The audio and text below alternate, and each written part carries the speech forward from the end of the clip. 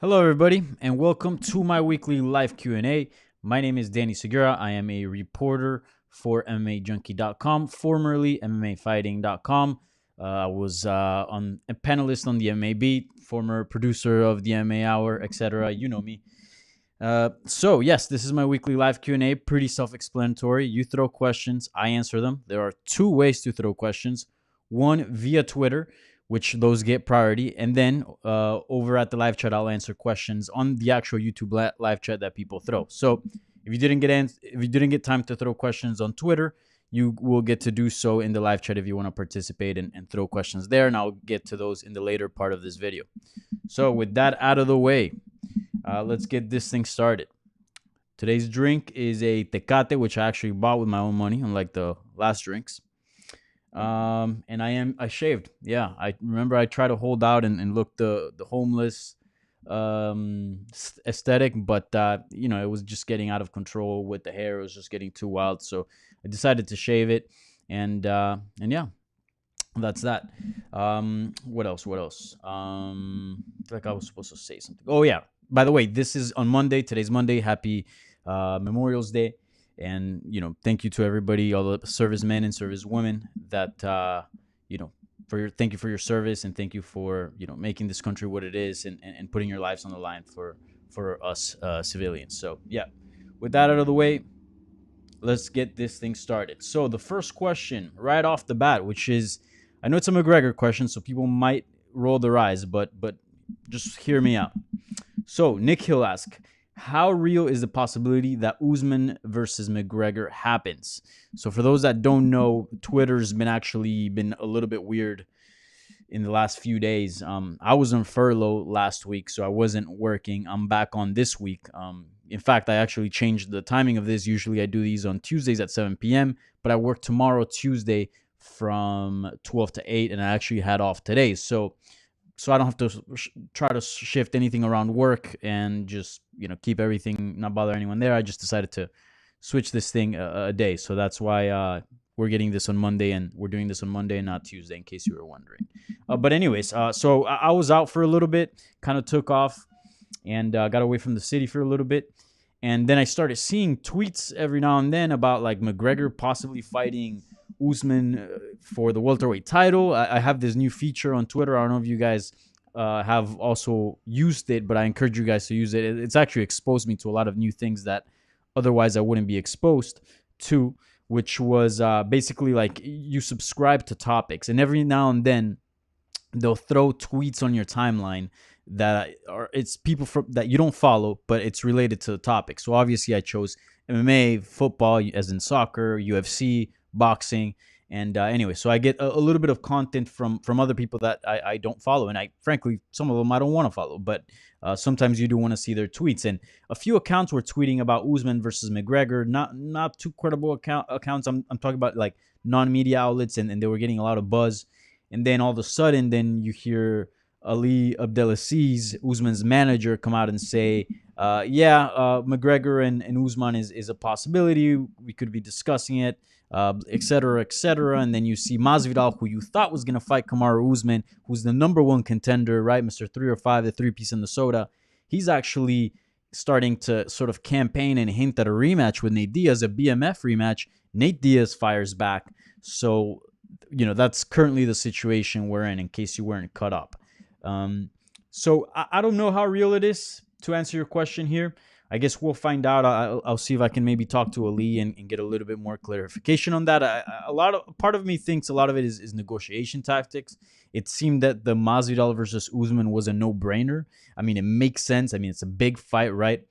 Usman's the champion. Masvidal has picked up, quite the hype and is quite a big name nowadays.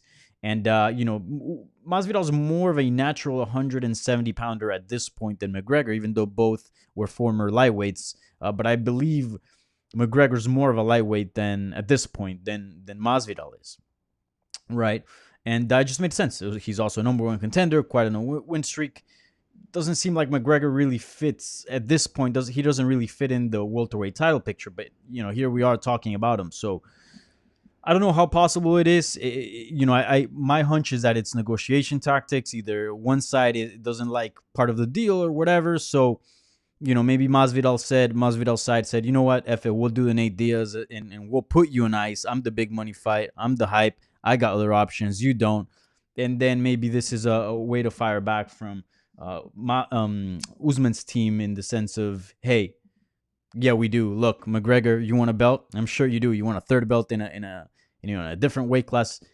Come get it. So I don't know exactly what's going down there, but I do believe that the fight to make is Usman versus Masvidal. I've said this before on previous streams, and yeah, I just feel like it makes the most sense, and ultimately that's the fight that we're gonna see next for both guys. I really don't think we're gonna see a rematch between Masvidal and Nate Diaz. Maybe at the time it kind of made sense, but it's been so much time and so many things have happened since that at this point it doesn't make as much sense as it did back then when it was fresh off the stoppage, right? Because remember, the fight didn't actually end with a TKO or a KO, but a doctor stoppage due to a cut.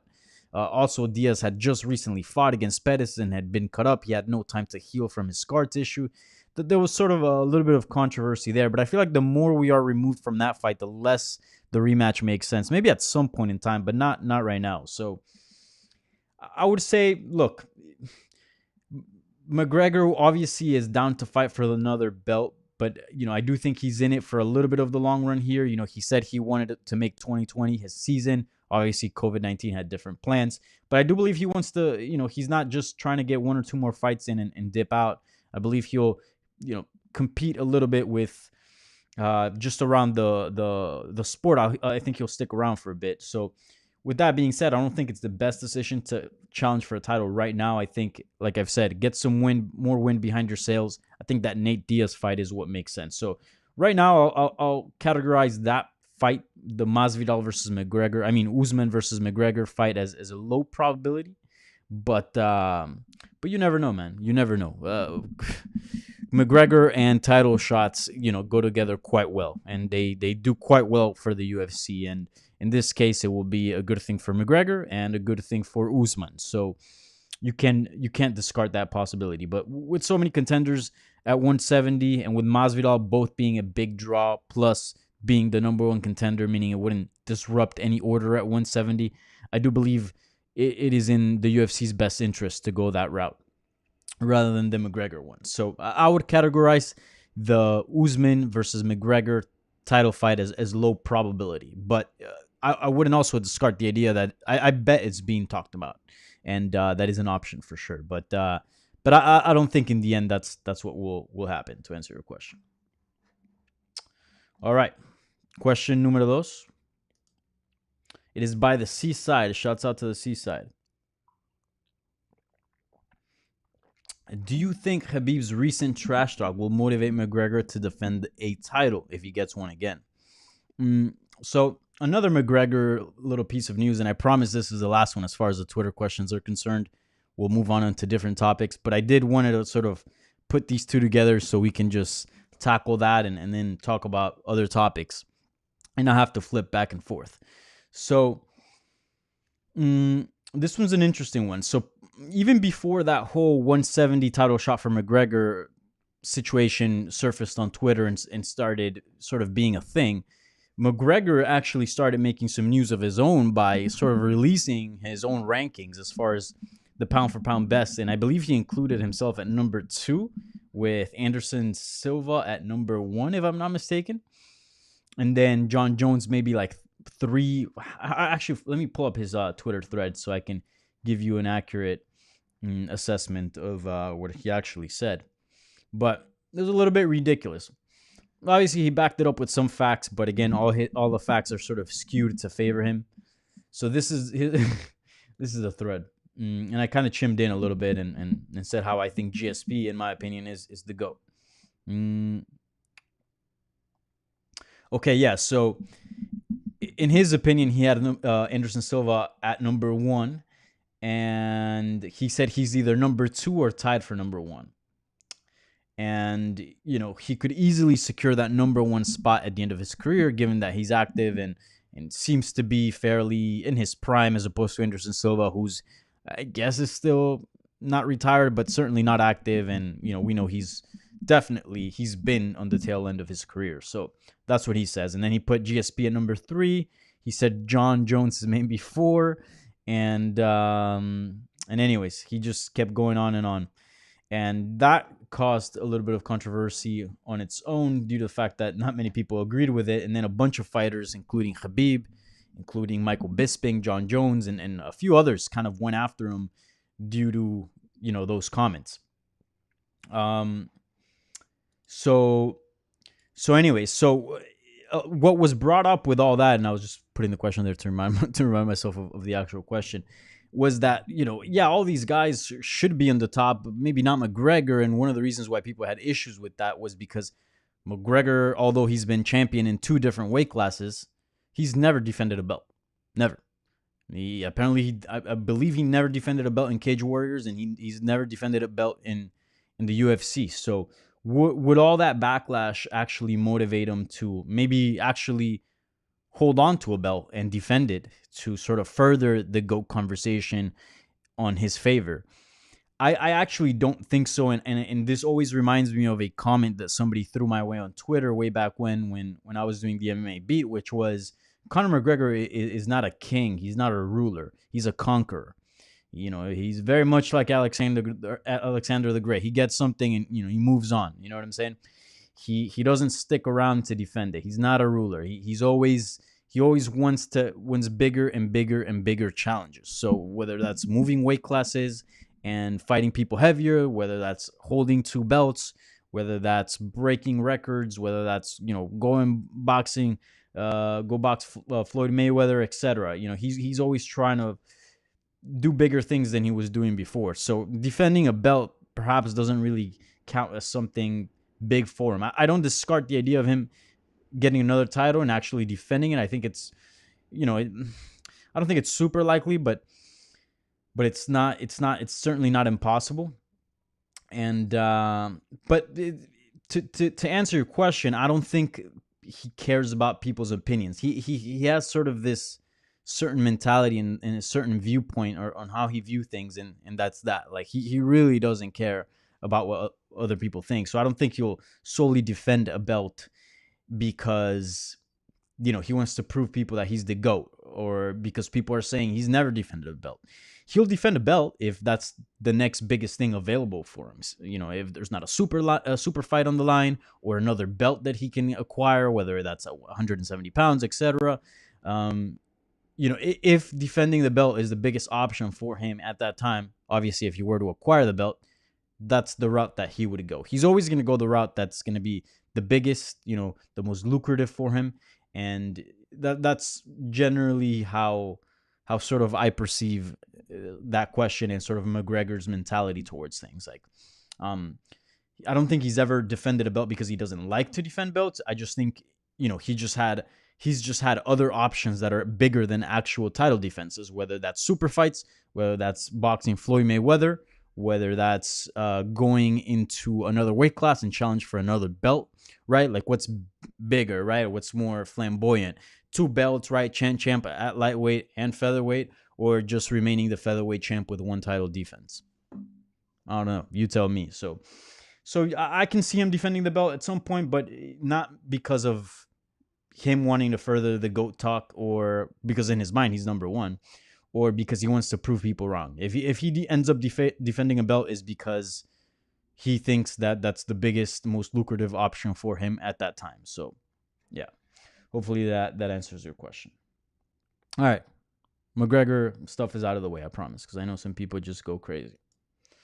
All right. So now we got Midwestward. Can we talk about Gilbert Burns? He's electric to watch. What do you think about Gilbert against Tyron? You spelled Tyron wrong. It's not Tyrone, but Tyron on Saturday. So yes, great question, and I'm actually stoked to talk about this fight because I actually think it's a fantastic fight, and I'm looking forward to it.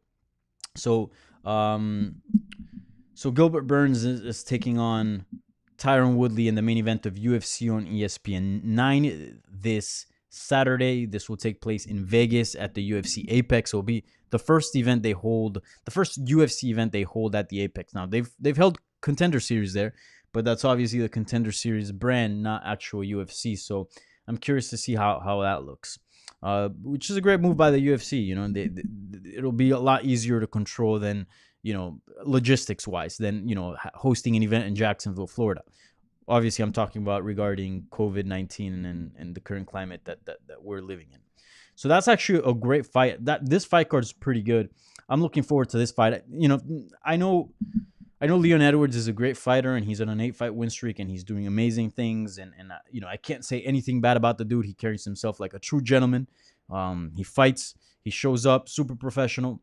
And, you know, that fight with Tyron Woodley was a good fight. You know, I was looking forward to it. But I got to admit, I do like Woodley versus Burns better. I just do. I think stylistically it is a fun matchup. There is a little bit of a rivalry there in the sense of, you know, Burns trains with Kamaru Usman, who took the belt from Woodley.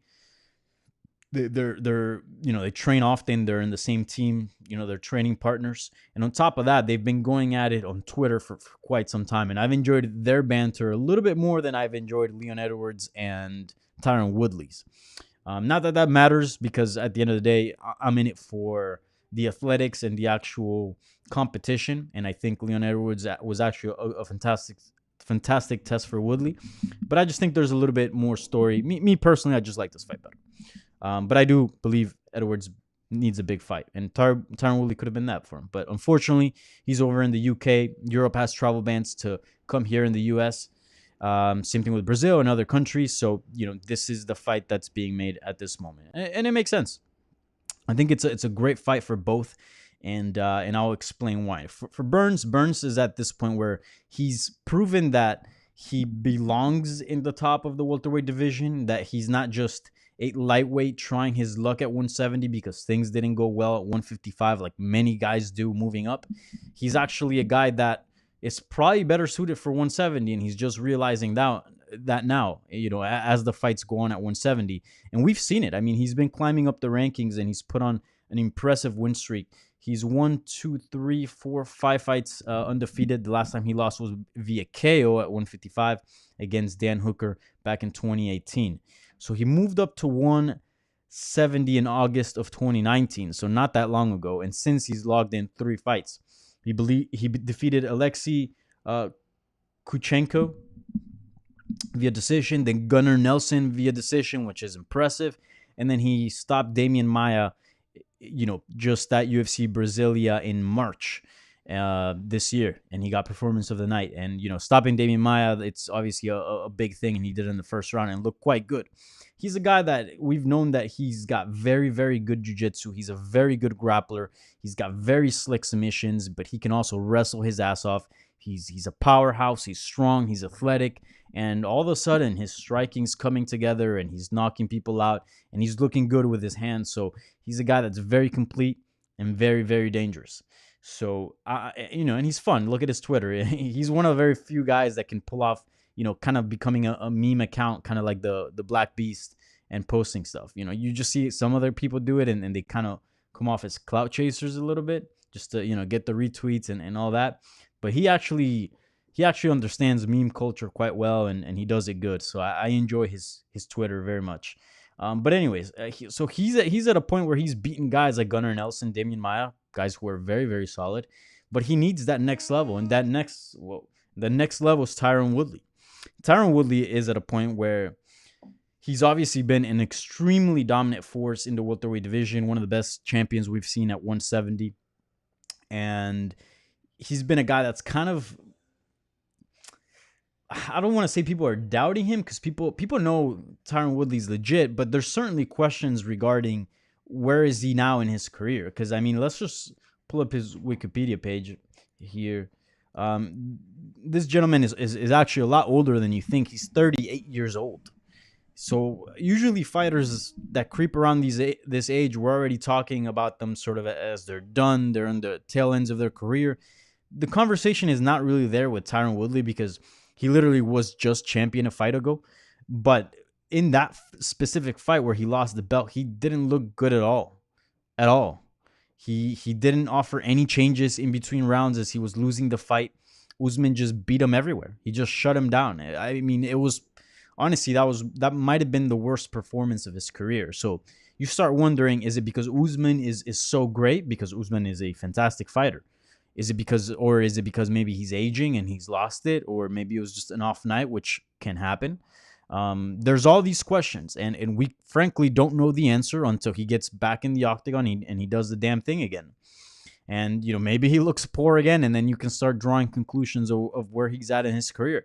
Or maybe he just looks like the Tyron Woodley of old, like a beast, and just knocks Burns in the first round, and then you go, okay, maybe that was an off night, or maybe Usman had his number. I don't know. We'll see. And then maybe there starts some questions regarding the rematch. But Woodley's at a point where he can't fight an old name, an old veteran. He needs to fight these young guys to sort of remind everybody, look, I'm one of the greatest champions at 170 pounds. I'm still the number one contender. I'm still the biggest threat here for the title. I need that rematch with Kamaru Usman. He needs to do just that. And what a better way to do it against Burns, who's killing it, who's on the rise, who's a product in the sense of a reliable product in the sense of there's questions as far as his ceiling, but there's no questions as far as like his skill set go. Like, everybody knows Burns is legit. Everybody knows that Burns brings it, and he's a legit threat at 170. So if you beat him, you're back in business. You're back in business. And that's what Tyron Woodley needs. He could have also achieved the same thing if he would have fought Leon Edwards, because Leon Edwards is on an 8-fight win streak and has looked quite great. So either way, he needs these guys that are coming up to sort of remind everybody of who Tyron Woodley is. So that's one of the reasons why I'm so excited for this fight. I think there's a lot at stake for both fighters. A lot. Their careers could go very different ways depending on the result. I think more for Tyron Woodley because he's older. He's 38. I think Burns always has time to sort of get back on his winning ways and sort of get back up there in the title mix if you were to lose, obviously. Whereas Woodley, if you were to lose, I'm not saying that would be the end. Obviously, there's always a way back, right? But it would just be a much tougher and longer way back for Woodley, and with less time, in his hands, given the fact that he's 38 years old at this point. And at 170 pounds, fighting those championship rounds, boy, you better be athletic. You better be athletic. And your cardio better be there, which we saw Woodley kind of gas out. Like, his activity level against Usman was just so low. It was quite bizarre. We've kind of seen it before, but not to that extent. So who knows what the factor was, if it was an off night, if it was just Usman just making him look bad due to the fact that he's so great, or maybe Edge just catching up with him. We don't know, but we will get some of those questions answered come Saturday. And we're also going to get a lot of questions answered on Burns' side as well. So I think it's a fantastic matchup, and I do agree with you in the question there. Not a lot of people are talking about Burns, but I think they should be. And if he's victorious on Saturday night, I think a lot of people will be. He's definitely a serious threat at 170, and he keeps evolving. He just keeps getting better. All right. Question numero 3. Oh, wait, no, that was number 3. My bad. Number 4. By Blake on Twitter. He asks, John Morgan, my colleague, has reported that the UFC will use the smaller cage for all events at the Apex. What are your thoughts on this? Yeah, so my colleague, the great John Morgan, reported that the UFC is going to be using the 25-foot cage rather than the 30-foot cage, which, for those that have not seen it, a lot of fights have taken place in the smaller cage. A good one that comes to mind would be Joseph Benavidez versus Henry Cejudo. That took place in the smaller cage. Tim Elliott versus Demetrius Johnson took place in a smaller cage as well. I'm trying to think of other notable fights that you guys might know of that took place in a smaller cage. There are many others. Those are just examples that come to mind at this instant. But yeah, it's very interesting and it's funny. I wonder if the fighters, because often, as far as news regarding their own bouts, their own futures, and a bunch of other things, they find out through the media and social media before they're even notified. So I wonder if this is an actual thing where we're just getting to know about it now, as John Morgan reports, or, fighters were actually told about this and they're aware of this change, because it's a pretty significant change. People might scoff and might throw it off to a side and be like, oh, a fight's a fight, but it's really not. A smaller cage especially if you're a fighter that uses movement, that uses range. Jesus, that can kill your game. That can be the defining moment if it's a really close fight of you winning the fight or losing it. I mean, if you're a guy that uses a lot of space and range, a few extra punches that you otherwise wouldn't take if you would have had the extra feet, inside of the cage, the extra size, the extra canvas, that could sway, the judge's decisions if the fight's very close, to favor your opponent. So it's definitely a big change, and I would assume it would. I'd like to talk to a coach about this, and maybe I will soon. But I would assume that it helps the grapplers. It helps the guys that are trying to close the distance. It helps the guys that want contact. If you want separation, you want as much room to run as possible. For example, give you a good example. Imagine Romero versus Israel Adesanya would have taken place in a smaller cage, right? There was a few times where Romero was chasing him down and throwing punches that he missed, and Israel Adesanya kind of would hit the cage and stumble and run. If it was smaller cage, maybe Romero would have caught him. Not maybe knocked him out, but maybe he would have stuck, well, I don't know, 2-3 more punches. And in little action fight, maybe that would have been enough for Romero to win because it was close. Things like that. So I do believe it plays a factor. I hope the fighters got notified and got sort of a good heads up that this was coming, because if not, it'd be quite unprofessional, to be honest. Like, hey, just by the way, your fight in a couple of days is going to be in a smaller cage. Like, what?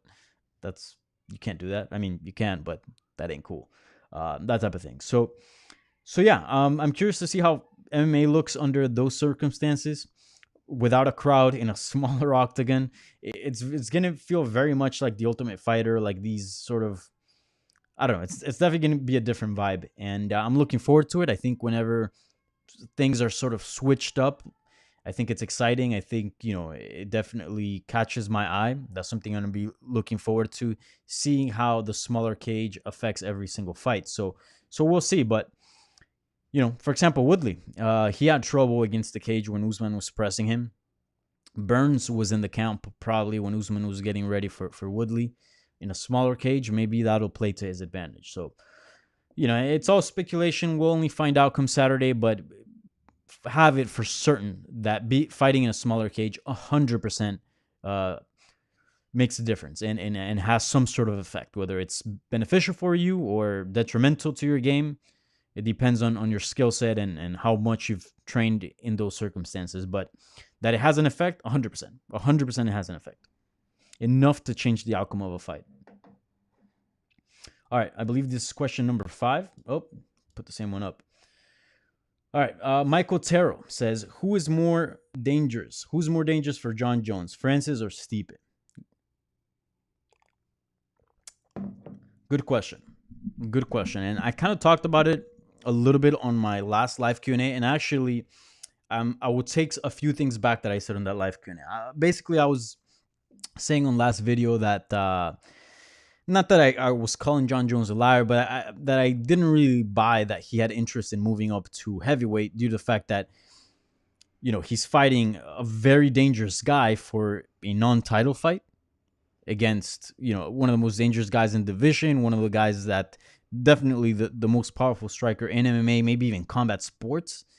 And then you're going up to heavyweight, you're moving up a weight class and then fighting him for a non-title. Like, that doesn't make sense when he had the opportunity to go up to heavyweight and challenge Stipe Miocic, and Stipe was biting back and they had their banter. He was the actual champion and he didn't move up then, given the fact that it's maybe a better fight for him to fight Stipe than Ngannou, and it's also for a belt. And also at that time when that was happening, Jon Jones didn't have a lot of opponents at light heavyweight. He had, beaten DC. DC had gone up to heavyweight.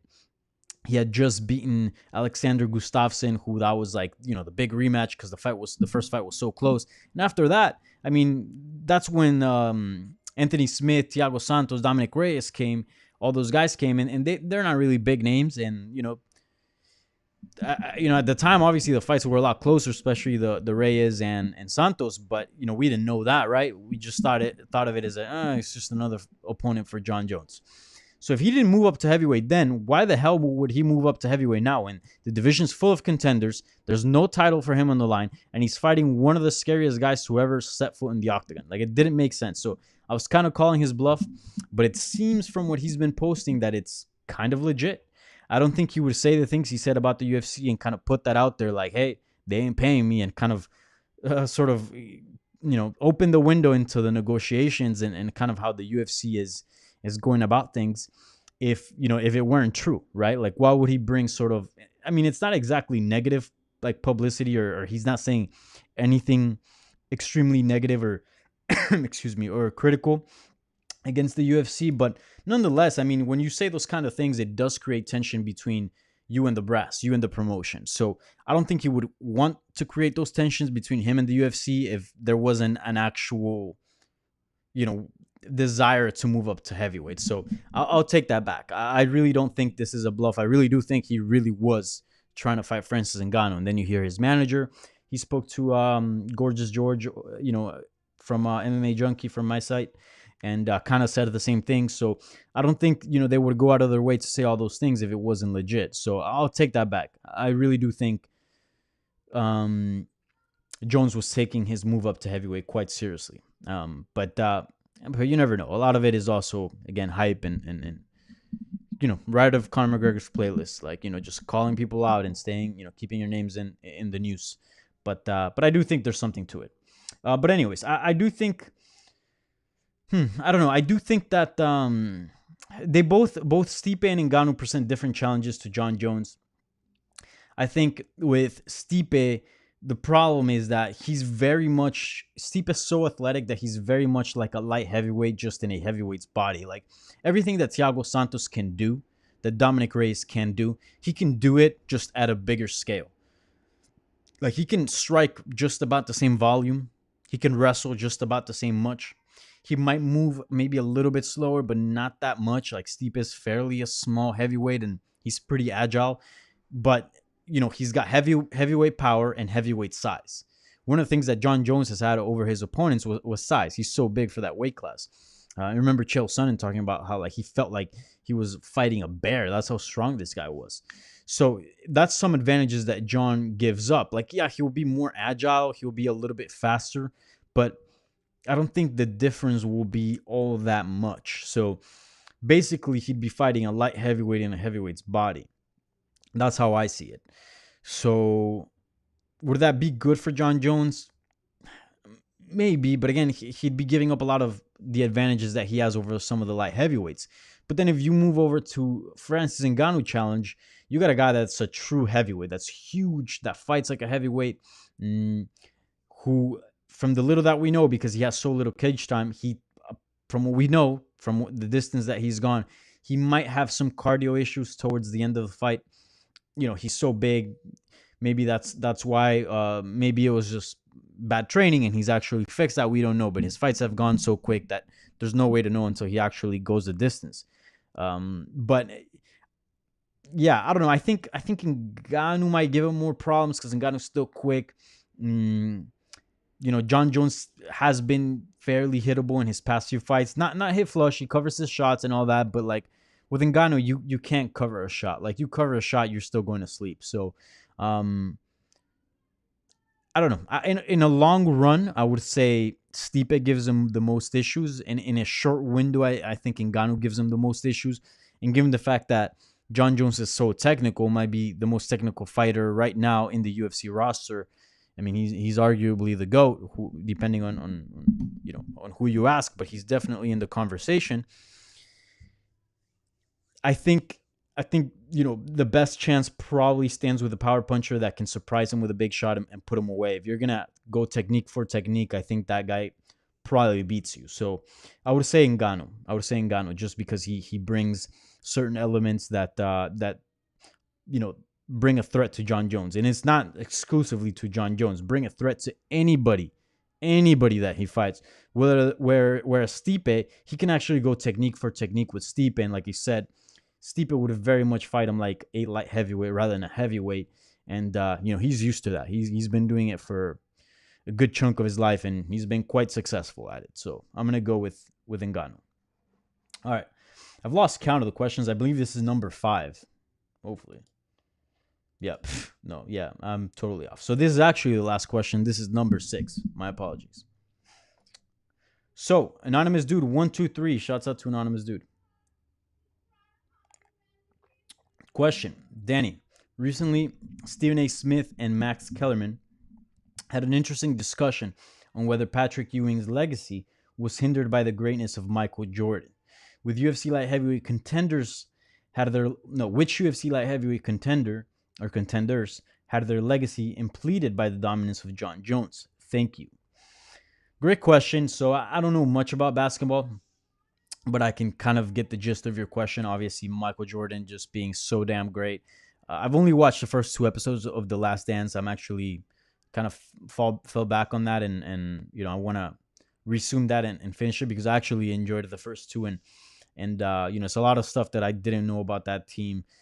Obviously, I knew a lot about Michael Jordan, but a lot of the other players and sort of every single little detail that happened, I did not, I wasn't aware of. I mean, at that time, I was a kid and I was living in Colombia, and basketball wasn't all that big there, so I wasn't very much exposed to that. But I certainly recognize he's a cultural icon, especially in this country. So yeah, it's a good question. I think there's an obvious answer here. I think the 2 you can think of is probably Alexander Gustafsson and Daniel Cormier, but I think Daniel Cormier's legacy probably takes a bigger impact because he actually defeated Gustafsson. If the 2 would have never fought, then I think people might side towards Gustafsson because he actually came the closest to beat him. But since we have that answered and we knew who the better fighter was between Gustafsson and Cormier, I feel like you kind of have to go with Cormier on this one because look, if Jon Jones wasn't around, because Jon Jones wasn't around when he got suspended by USADA and had like a few other issues, Daniel Cormier was champion. He proved he was the best man in that division by far. So if Jon Jones would have never been in the picture, Cormier would have been maybe the greatest light heavyweight of all time. He would have passed Tito Ortiz's record, and he would have gone on to beat everybody that Jon Jones beat, basically. But obviously Jon Jones was in the mix, and he just couldn't get past him. Jon Jones was that great. So I think Daniel Cormier is a big one. But even then, I'm glad he moved up to heavyweight and acquired a belt there because I feel like that changed a little bit the way we view him and his legacy. He kind of left Jon Jones' shadow over there for a second, and he's having his own little rivalry with the greatest UFC heavyweight champion, right? It's Stipe Miocic. So I would say Daniel Cormier, but look how great Daniel Cormier is, that even with the greatest of all time, or arguably the greatest of all time in his division, he still managed to achieve so many great things. So that's how good that guy is. But yeah, I would say Daniel Cormier would come to mind as like a first option. If Jon Jones wasn't around, he would have ruled that light heavyweight division and for quite some time. And he proved it. Whenever Jon Jones wasn't around because he was in trouble for X, Y, and Z, he was the guy. So yeah, definitely Daniel Cormier. I'm trying to think of others. I think Tito Ortiz, because he actually had his record broken, right? He was the most dominant UFC light heavyweight champion with 5 title defense, if I'm not mistaken, and Jon Jones broke that. So that kind of hurts his legacy a little bit because he's no longer, he no longer holds that record. You know what I'm saying? But yeah, records are meant to be broken, so that's how it goes. But certainly those 2 have been affected by Jon Jones' success. All right, so that does it for Twitter questions. By the way, I believe somebody asked what I'm drinking. This is Tecate. I like Tecate. It's a good beer. Dude, Mexico has really, really great beers. People just associate Mexico and beers with Corona, but Corona is actually not my favorite Mexican beer. I like Pacifico a lot. Sol is a good beer. Tecate is a good cheap beer. Pacifico is really good. Trying to think of others they have. They have so many. It's crazy. But yeah, Mexico's got a good beer game. All right, so I'm going to take things over to the live chat. I believe it's quite busy from what I've been seeing. So I'm gonna answer those questions there. So again, if you thank you so much for everybody that submitted questions via Twitter. If you didn't get a chance to do so, now is your time to go over to the live chat. And if you're wondering, all right, then how do I submit questions via Twitter? It's pretty simple. Follow me at Danny Segura TV over here on Twitter and Instagram. But for the questions, just Twitter.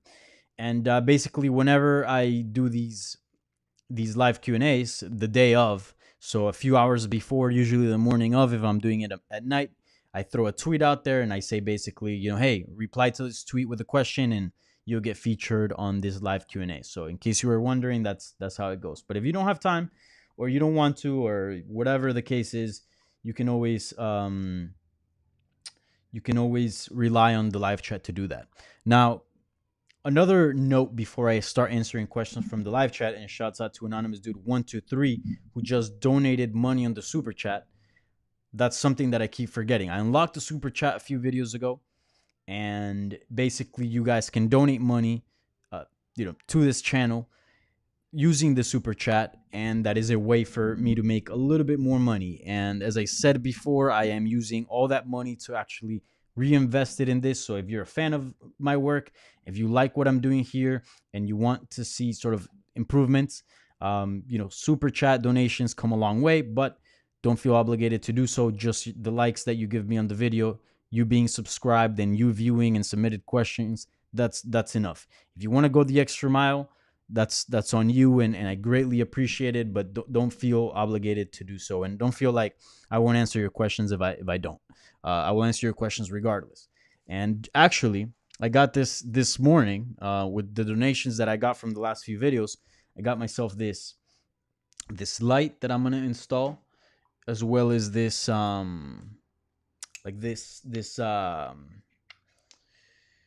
what is this? This is like some wall mount. I have all the pieces here. I haven't installed it, but I bought that with the money that was donated to the super chat, and I'm gonna install a wall mount with a light to be pointing here to improve the quality of the video, and to get rid of the tungsten light, because if you notice, this light's like yellowish because I'm using just a lamp from my desk. So that light is a little bit off. This would actually be white light, which actually favors the colors a little bit better. So I'm actually whiter than I look. This gives me like a nice tan, you know what I'm saying? Which I don't hate, but it also makes me look high. I've had like in every single video, there's always somebody wondering, are you high, Danny? No, I'm not high. I wouldn't do this stoned.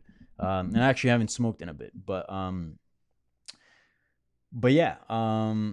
So yeah, it will get rid of me looking high, hopefully, and it'll improve the quality of this video. So thank you for everybody that donated to the super chat. I'll be installing this thing today or tomorrow, and the next Q&A that I do will be better quality. So thank you. All right, with that out of the way,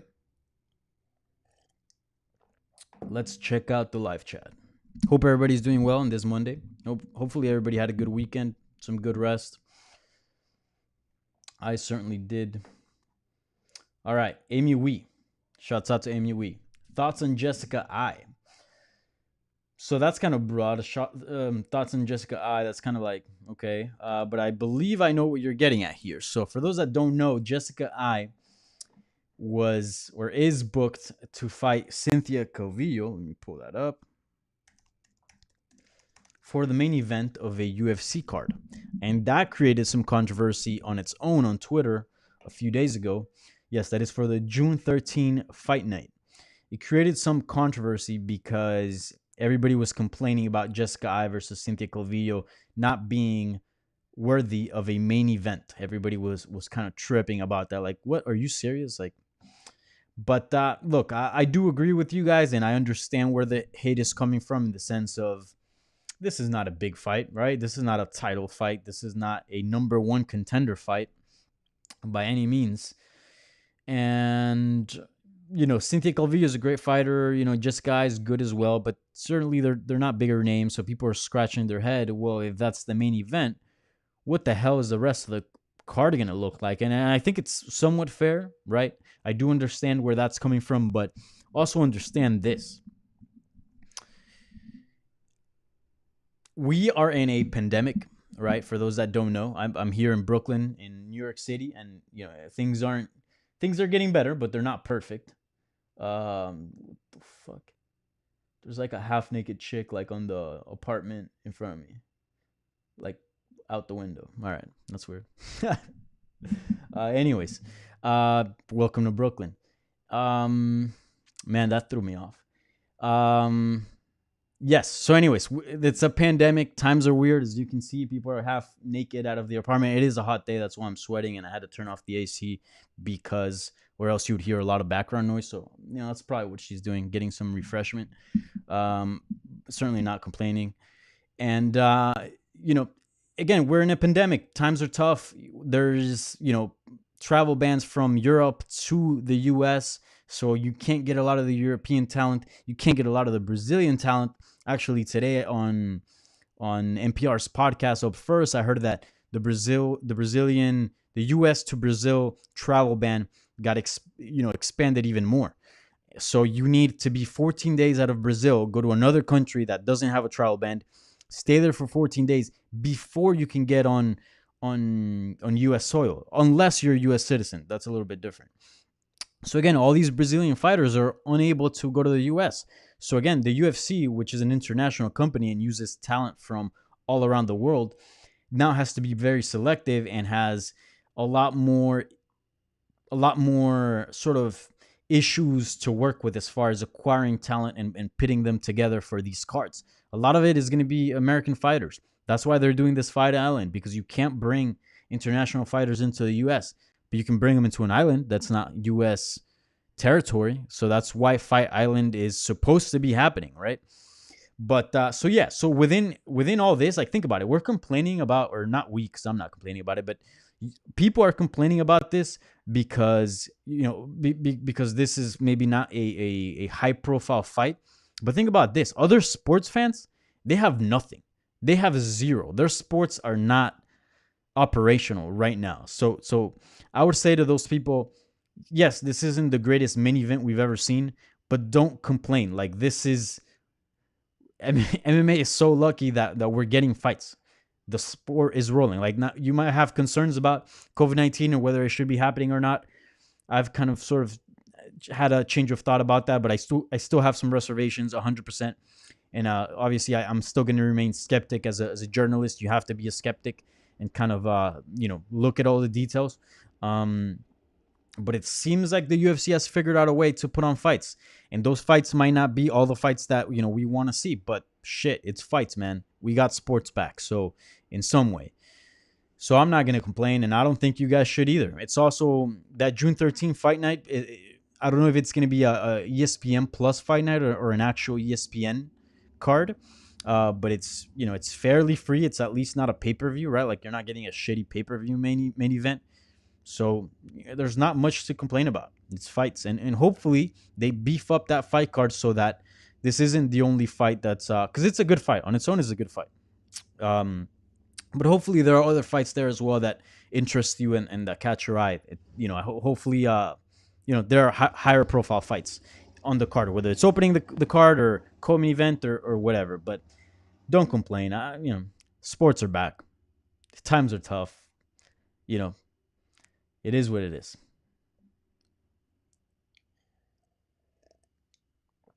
Jesús Frías, dale, hermano. Siempre, siempre.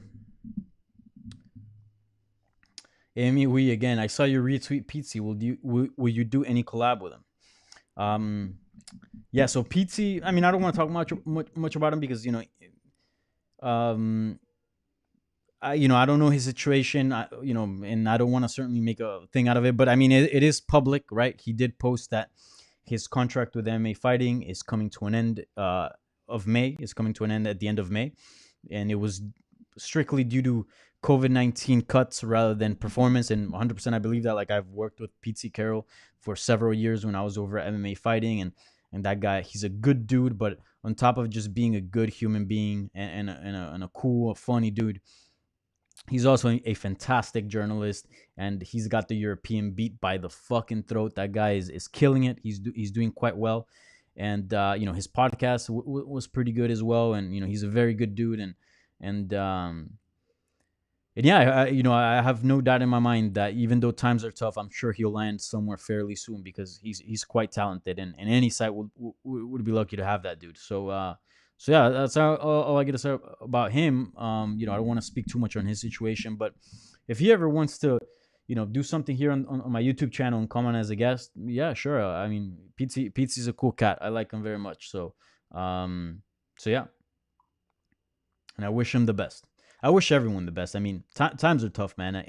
Not only to him, but to everyone. Even outside of media. Like if you're losing a job because of COVID-19 or losing hours, like myself and others at the over at MMA Junkie, like it sucks, man. It's not a good situation, but this is times are tough, and the best thing is to remain optimistic. And I recently was watching Teddy Atlas podcast, and he said a quote that made me like sort of smile, and it's true. He said, "Smile, and the world would be better. The world will be better."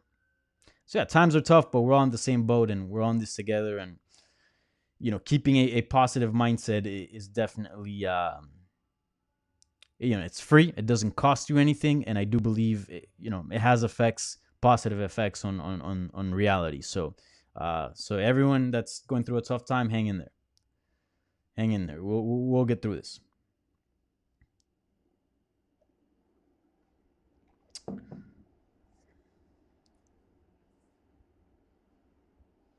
Let's see.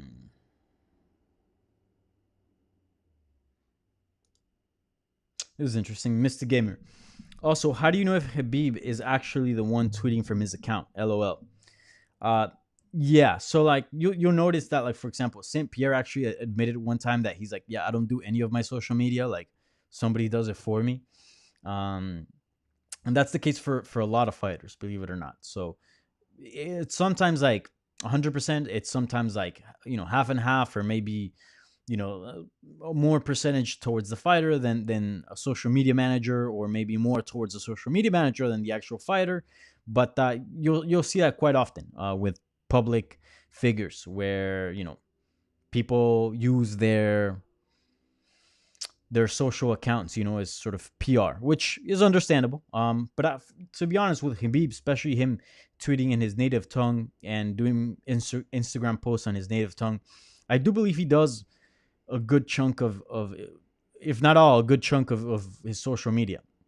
His manager Ali, maybe, and sort of his management might have a say, or might have some influence there, but most management companies do, and that's not just MMA, like period, anywhere. Like think about this, like they have sponsors, right? So it's like, oh, a sponsor sometimes goes, all right, part of the deal for sponsoring and giving you money not only is repping the things on shirts and this and that, but also you got to tweet 5 posts a month, and stuff like that. So then that's when a social media manager comes in and does the work. So it's not, I'll say this, it's not like a weird thing. Don't see it as like, because I feel like that's sort of the perception, like around MMA, like, oh, like it's only an MMA thing and it's bullshit. No, like it happens everywhere. um I think where it gets kind of weird is like when others are tweeting from their account to like jab at other people and stuff like that. I feel like that gets kind of weird, but again, it's kind of hard to prove as well. So um I don't know. To answer your question, I have no idea. But I do believe Habib does most of his social media, if not all. At least it comes off very native. It doesn't come off like somebody else is talking for him.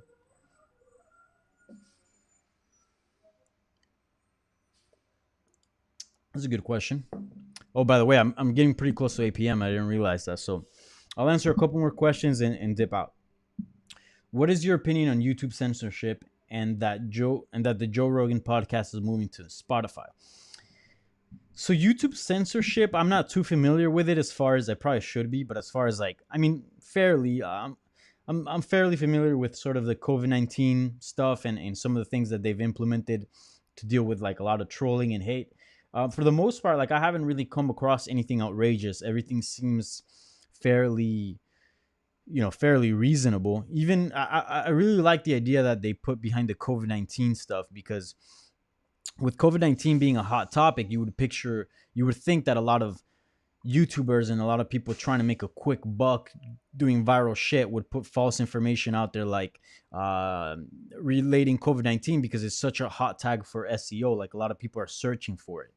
And so you would think a lot of people would go like, oh, man, best things to do, best 10 things to do to get rid of COVID-19, or how I got rid of COVID-19, my experience with COVID-19. Like you would get a lot of BS information. And that's not good. The spread of misinformation is one of the biggest challenges we're dealing today, as far as technology and as far as sort of the digital landscape, because it's becoming a lot harder to find factual information. That's why the whole fake news arise, right? The whole movement, and it's a big issue. So YouTube did this thing where they turned off all monetization if you have COVID-19 related videos. So that's good. That in itself takes off an incentive, takes off the incentive for YouTubers and other people just trying to make a quick buck on viral shit and taking advantage of SEO. Because why would I do something that might blow up if it's not going to make any money? So, you know, so really the news outlets, the people that are really just trying to do news, they would actually take the bullet and do COVID-19 related stuff because that's their job, and take maybe a little bit of a hit in the ad revenue. But that's not really their purpose. Is to inform, not to make money off ad revenue. That's more of a different aspect of the game. But yeah, I'm happy about that. And as far as like Joe Rogan podcast moving to Spotify, to be honest, for me as a listener of the podcast, I don't listen to all the episodes. Every now and then, like Elon Musk or someone interesting in MMA, I'll take a listen. But I have YouTube Premium, and so that means basically I can turn off my phone and actually and still be able to like listen to like any video on my headphones, play like if it were music. And that to me has been so sick, because I use the YouTube platform a lot. So it basically became like a podcasting thing, and some of the podcasts I would listen to was through that. And I'm also subscribed to his Apple Podcast feed, and that's all going to be gone, from what I understand. Now there's going to be some content on YouTube, but it's not going to be like the full thing. So that means I have to download Spotify. I think I can download it for free and listen to the podcast. If I want the music, then I have to pay. I think if I have to actually pay to listen to the podcast, that's like probably like $10 a month, and I'm already subscribed to Apple Music. So I don't know if I'll switch over and just abandon Apple Music, although I really like it, or just stop listening in general, because I do listen to other stuff. That's not like the only thing I listen to. So I think those decisions, a lot of people are gonna be on that crossroad, and a lot of them are gonna turn to Spotify and become Spotify users, which is ultimately what Spotify wants, and that's why they offered him so much money to become exclusive. But I'm sure some of the audience will drop off, just like anything. Anytime you make anything exclusive, the people that are hardcore fans are gonna follow. The ones that are on the fence, some are gonna follow, some are gonna dip out. The ones that would casually just watch something that would pop on their feed from a YouTube algorithm, those are all gone. So yeah, that's my thoughts on that. But yeah, shouts out to Joe Rogan, and good for him. It's a good thing for anybody that does media and does podcasting. Like, he's just pushing the boundary as far as how much money you can make, what type of deals you can get, and how successful you can actually be if you create something of that magnitude. Now, it's obviously really hard, but the more people do it, the easier it gets. It's just like anything. Like, I don't know, Conor McGregor or Ronda Rousey making like all those big paydays. Like, the more you do that, like the more it opens the doors for others to follow. So good for Joe Rogan. Shouts out to him. I mean, he doesn't watch this thing, I doubt it, but yeah, it's a good thing for everybody. Good for him. I mean, as a user, kind of sucks. Like I said, I have to make a decision there, but yeah.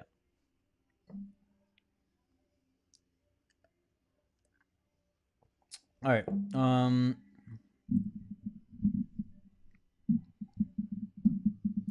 I'll answer one more question because it's 8 p.m.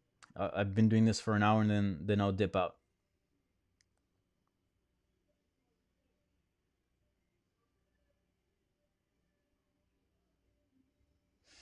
Just scrolling here to see what's the best question. Leave on a good note.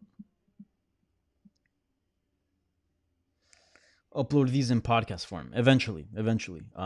Again, that all takes time. takes money, and I have some projects in the works for this thing. And yeah, I think the podcast will come once I iron a few details out that I gotta figure out. But eventually it will come. Just be patient. Little by little, I'm improving this whole experience. So just hang tight. Give me some time. All right.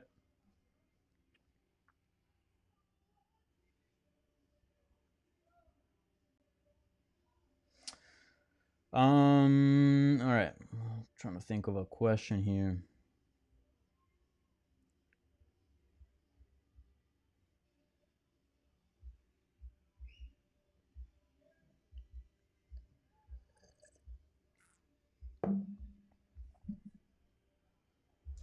All right, I'm gonna go back and answer this one other question here that I thought it was pretty good,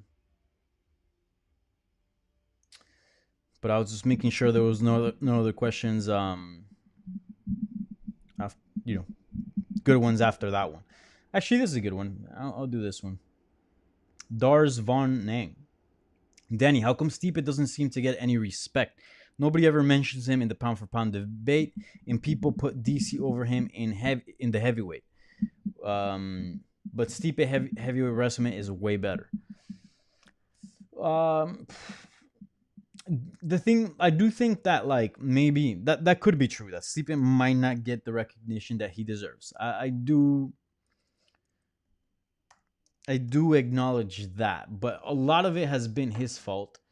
Um, and also, I also think that like not that that what he's done has been blown out of proportion, but like for example, when you say like he's the most dominant heavyweight in UFC history, he's the most successful heavyweight in UFC history, he's the greatest heavyweight in UFC history. Those are basically like kind of all true, and they all basically surround the fact that the guy has defended the title and has held onto the title for the longest. But the longest means three title defenses. Like obviously it's still impressive. Like defending a title multiple, winning the title alone is impressive. Defending it once, twice, three times, very very impressive. Especially at heavyweight where things can turn bad like that. So certainly impressive, and certainly he deserves a lot of respect and a lot of acknowledgement for that, but it's still three. It's not Demetrius Johnson tying Anderson Silva. It's not 11. It's not, GSP defending the belt 9 times. I feel like people do respect and like Stipe, but they want to see a little bit more. And he's been a little bit inactive. So I feel like maybe that's why there's might be a little bit some of that disrespect, because there's sort of like this, oh, he's the greatest heavyweight out there, but again, three is still very little. If you further it, you go 4 or 5, then you start going into territory where you just can't deny the guy. And also, if you think about it, like that Daniel Cormier loss definitely didn't help him. If he beats him, then I think the conversation will start shifting a little bit. And if he sort of becomes the winner out of that trilogy, and if he doesn't, then you got to go with Cormier being better than him, right? Like beat him twice. So I feel like it's not like people don't respect him. It's just that like people want to see a little bit more. Plus, there's still more to add to it. Like it's not like no, you're not done. Like you can't just call it quits right now and be like I'm the greatest. No, there still needs a little bit of work. But certainly if you look at his resume, he's got one of the most impressive resumes in the heavyweight history, in UFC heavyweight history, and he's certainly a great fighter, a great champion, and the most dominant UFC heavyweight champion that there's ever been. Like holding on to the belt at heavyweight is extremely difficult to do, extremely difficult to do. But I do agree. I do think he might not get the respect that he deserves, but also he's not very good with media. Like he doesn't like to do a lot of media. He hasn't really created all that many rivalries. Like the lead up towards his fights were always kind of like a little bit dull. He was just like, yeah, I'm here to fight, do my job, whatever. Like, and I'm not saying that like that buys you respect, like calling people out or whatever, but like it certainly drives people to be interested in your career, which ultimately, if a lot of people are interested in you to watch your fight and you keep winning, that's going to drive up the respect. You know what I'm saying? So yeah, I do see the side that you're saying, and I do think there's something to it. I think it's maybe partially like fan hate and maybe people like not acknowledging certain things. But I also think a little bit is also on him as well. But if you look at his resume, I mean, beating Daniel Cormier, beating Francis Ngannou, beating Junior Dos Santos, beating Overeem, beating Fabricio Werdum, beating Mark Hunt, Andrei Arlovsky, Gabriel Gonzaga, the great Fabio Maldonado, Roy Nelson. I mean, just like the first like 5 or 6 that I mentioned, like all those guys are some of the greatest heavyweights that have ever, stepped, in the octagon. So obviously very, very impressive. But he's also had losses to JDS, right? Junior Dos Santos, recently Daniel Cormier, Stefan Struve. So, like he said, he's a great fighter, and he probably maybe should be in the pound for pound list. Like I don't know what position exactly, but I certainly wouldn't consider him at the very, very top. I think if he wants to climb that ladder, he has to defend his belt a lot more. And I think that's a fair, not criticism, but that's a fair comment. Like if you're talking about pound for pound, like we're talking about guys that have defended their belt, like Demetrius Johnson, like 11 times. We're talking about John Jones, that's basically undefeated. We're talking about George St. Pierre, who's defended the belt 9 times, is champ, UFC welterweight champion, UFC middleweight champion, only lost twice, avenged both of those losses. Like, again, that's sort of next level. I do think those guys are above Stipe. And again, 3 versus 9 or 11, like, it doesn't compare. It does not compare. But I do agree that there's a little bit something to it as far as him not getting the respect he deserves. Anyway, so I've gone a little bit too long, an hour and 10 minutes. I usually just do this for an hour. So, there goes a little bit extra 10 minutes. I appreciate everybody that submitted questions. I appreciate everybody that gave me a like, that participated on this video, that's watching. So just a reminder, please give this video a thumbs up, subscribe. Thank you, everybody, that donated money in the super chat. And that's it. That's all I got. And hopefully we enjoy the fights, the good fights that are coming this Saturday, without any controversy or anything like that. I think, should be a good night of fights. The fight card is pretty good. And then I got a few things that I'm working on for MMA Junkie this week, so stay tuned to that. And yeah, that's all I got. Again, Tuesdays at 7 p.m. it's this live Q&A. This week was a little bit weird because of my schedule, but should return back to Tuesdays at 7 p.m. So yeah. So anyways, appreciate all of you. Later.